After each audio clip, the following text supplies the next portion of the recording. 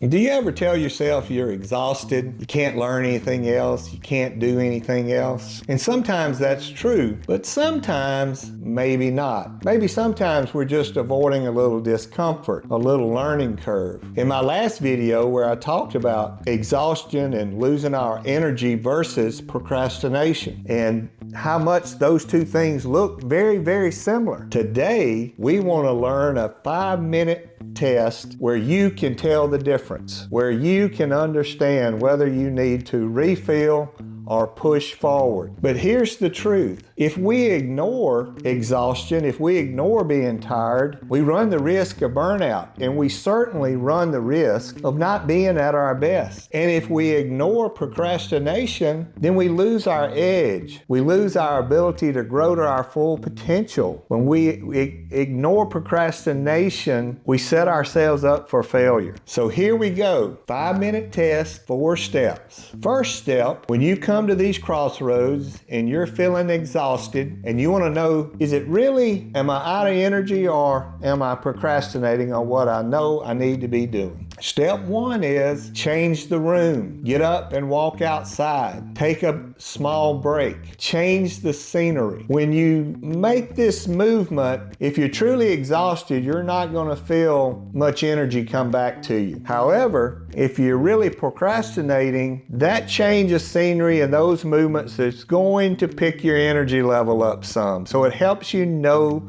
the difference. Now, step 2 is commit to doing the hard thing for just 5 minutes. Open the document, read 2 pages, outline the task ahead. Just do the hard thing for just 5 minutes and then stop and reflect. Did getting started increase any of your energy level? If not, you're probably exhausted. However, if it was procrastination, when we make some progress, we generally generate a little energy. And in fact, a little tidbit I would tell you is that on any kind of major projects or just in evaluating your accomplishments during the week, think about your progress. Celebrate progress, because when we do that, it brings more energy to us and we can do more things. It makes our horizon bigger. But that's step 2. Now, step 3 is about thinking about your self-talk. What are you saying to yourself? You come to this crossroads. Are you saying, I can't take another step? Or are you saying, I don't want to? There is a big difference. And even when we say I can't, are we saying I can't because we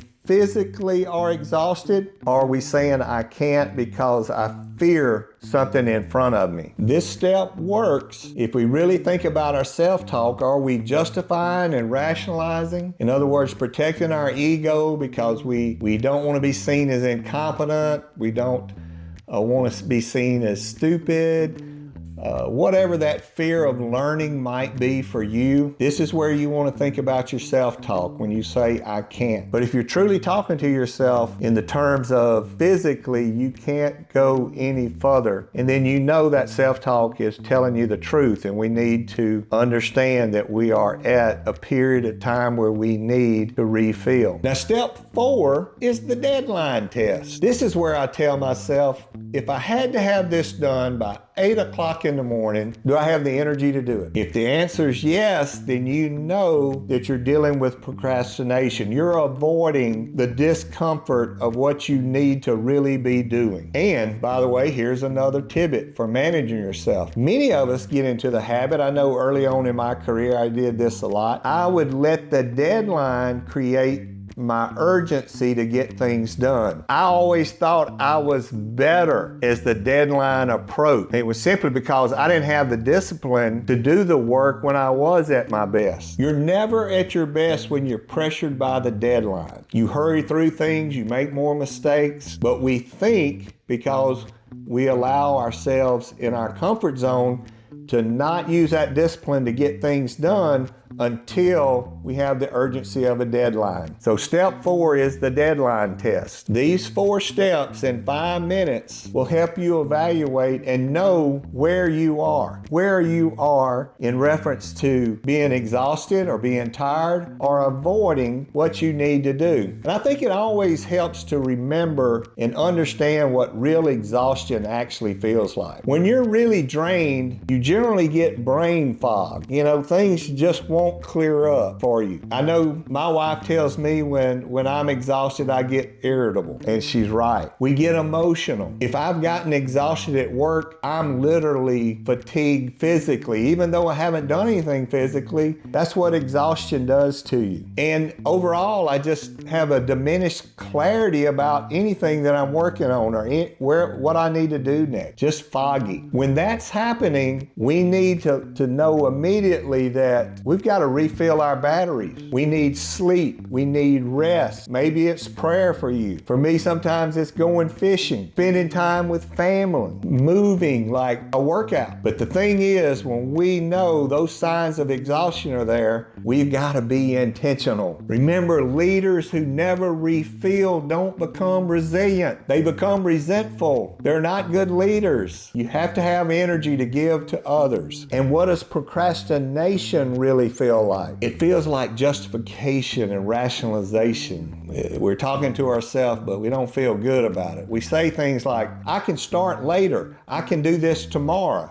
Oh, I'm going to be more focused tomorrow. It's our comfort zone. And comfort and camping will destroy your edge. And you need that edge to be your best, to reach your full potential. And here's the truth about the edge. That's where your full potential is. Tired, exhausted versus avoidance. Procrastination. Sometimes we need the recharging. Sometimes we just need more discipline to do the things we know we ought to be doing. Maturity is knowing the difference, and courage is acting on that knowledge. Have courage. Now, I have failed this test many, many times. And by the way, there's no shame in being exhausted. But I have realized I was procrastinating many, many times. Even on the YouTube channel that we're working on right now, I got into a major stage of procrastination. I was too tired. I was too busy. There's no real deadline. But when I took 5 minutes to lay out a script on that first video, I gained some energy and some momentum, and I got my mojo. So here's your challenge. The next time you're at these crossroads, you're feeling empty, you're telling yourself you feel empty, use the 5-minute test. What are they? Change the room. Start small on the hard project. Self-talk, what are we saying? Use the deadline test. Refill when you're empty. Push forward when you're procrastinating. That's how you protect your edge. That's how you pursue your full potential. And that, my friends, is how you truly can be better.